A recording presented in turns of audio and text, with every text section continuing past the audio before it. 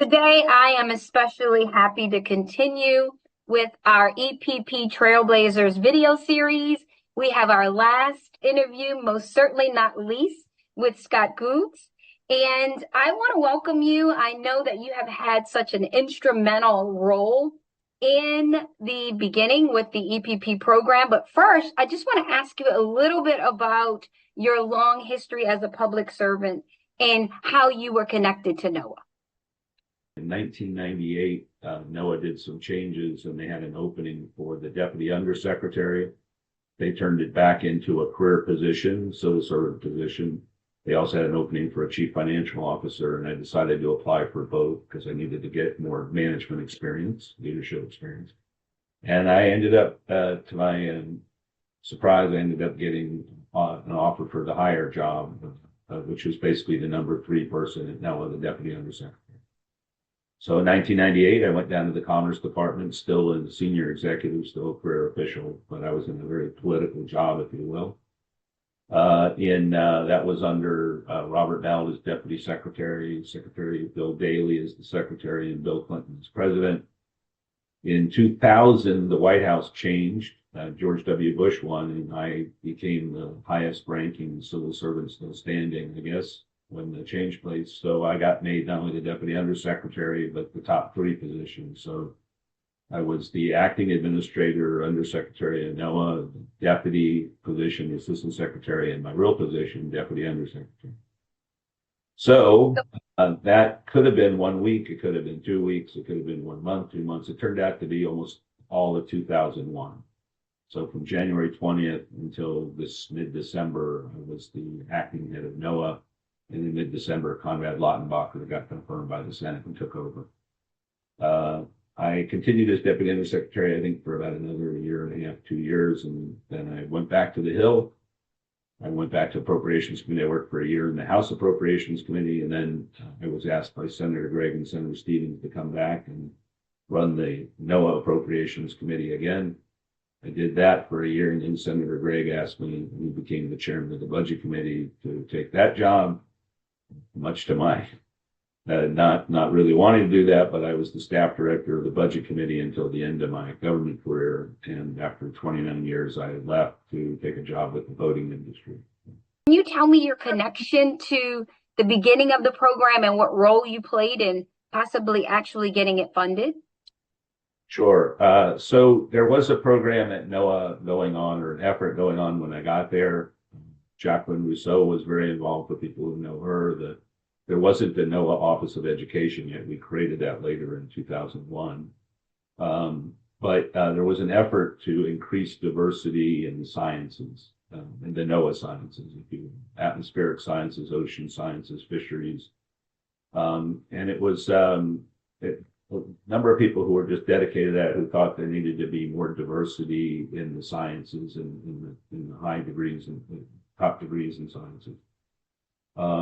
The real impetus and change was really due to Robert Mallett, the deputy secretary, who this was a personal and professional goal of his to make a difference. He often would talk about how NOAA's premier universities was where NOAA was co-located or had joint institutes with NOAA, places like University of Colorado in the atmospheric sciences, for example, or ocean and fishery sciences at the University of Washington. That helped those universities. It became a chicken and egg. Who was really responsible for the fact that they were the premier schools? Was it NOAA being there? Was it NOAA funding? Did NOAA come there because of them?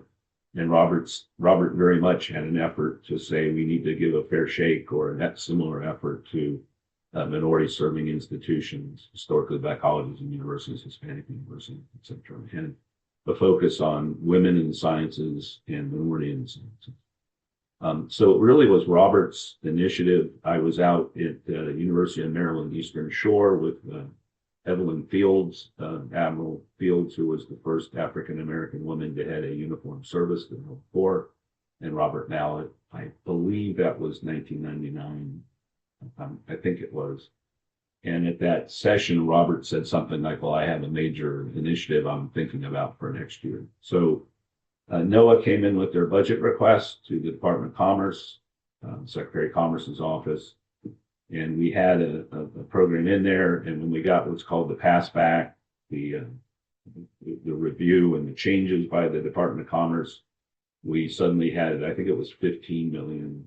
My memory's not quite sure, but I think it was 15 million for what we now call an EPP initiative. But back then it was an MSI initiative. I'm pretty sure, and I think I said this at the 15th anniversary, that the Department of Commerce, Secretary of Commerce's office, did the same thing with the Census Bureau and with NIST, National Institute of Standards and Technology.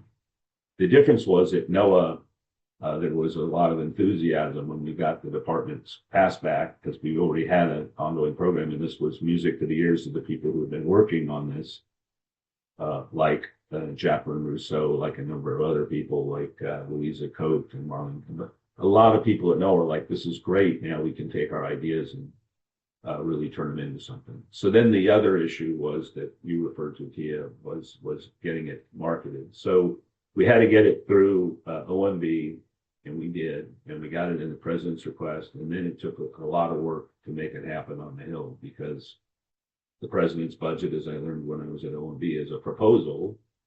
Appropriations is actually real spending.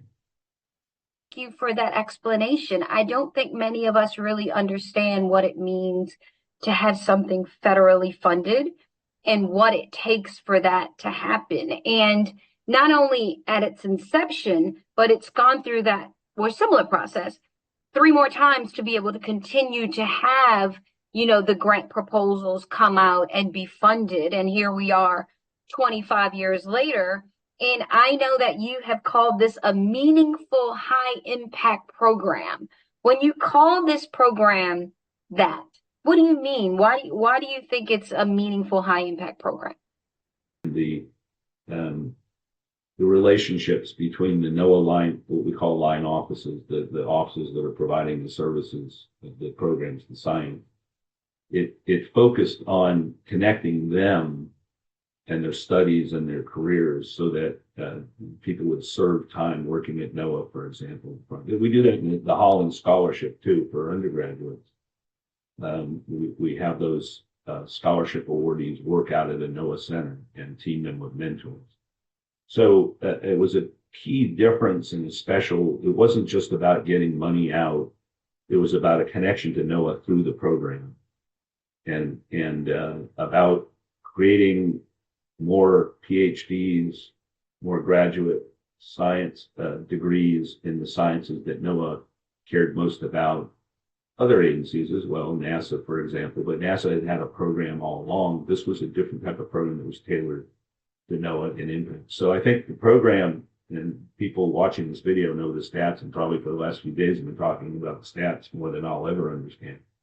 But the number of PhDs in the sciences that NOAA cares about, the atmospheric sciences and fisheries and ocean coastal and remote sensing and satellites, has really shown the wisdom of the program that Robert envisioned, that people like Louisa and Jacqueline put together. It's special.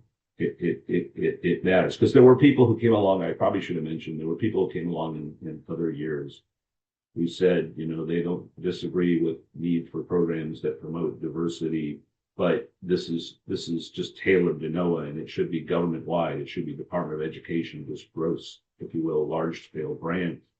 It shouldn't be tailored to one agency. And I quite disagree with that, and I think the data shows the impact.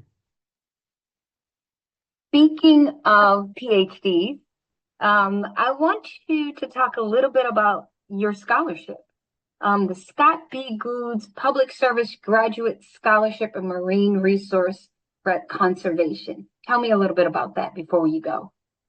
Well, the program existed before my name was attributed. So let's be clear. I'm very honored that happened. But I guess the last time we met was the 15th anniversary. I think I was working at the American Sport Fishing Association as an advocate or lobbyist at Government Affairs, and I came up to the 15th anniversary. A few others did, and we were surprised to learn that the NOAA had decided to put names associated with the different center scholarship programs. And I was kind of shocked, and it was kind of nice to have your name associated with it. I went out to University of Maryland Eastern Shore, I guess in around September of 2018, if I'm not mistaken, which was the first year the program got going. So I toured, they gave a little presentation on recreational fishing and the impact on the economy. So that's not necessarily what people in fisheries think. As far as I cared about all NOAA sciences from a personal standpoint, passionate about all parts of NOAA that do it. Fisheries, what's really interesting is that its science is so critical, actually what differentiates the United States from a lot of different programs to make them science-based and data-based. And it's a big issue in the recreational fishing community as well, because it tends to be not what people think about. They don't tend to think about the economic impact of recreational fishing, number of recreational boats, number of bait and tackle stores across the United States. It's as big as commercial fishing in a lot of states. In a state like Florida, it's much bigger. But again, data is often missing.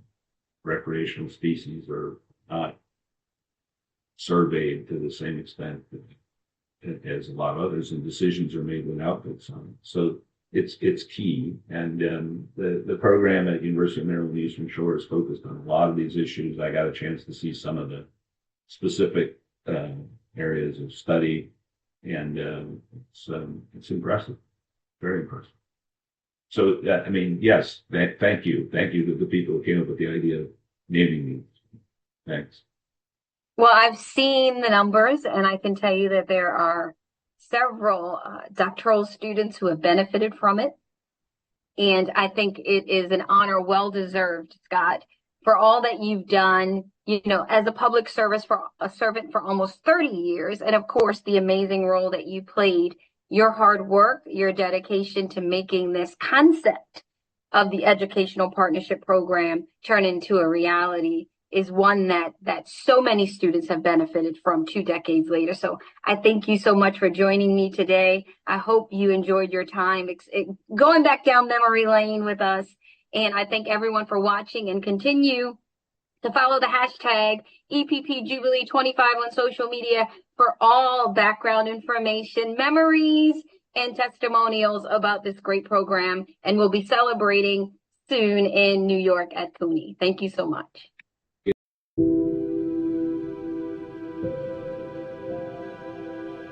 you.